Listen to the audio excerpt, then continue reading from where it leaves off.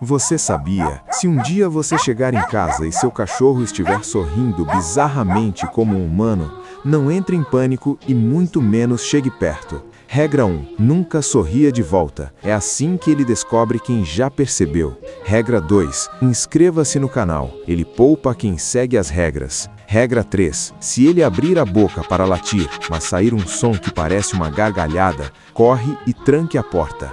E se o sorriso dele aparecer no espelho antes dele virar a cabeça, não olha. O espelho mostra quem está usando aquele corpo.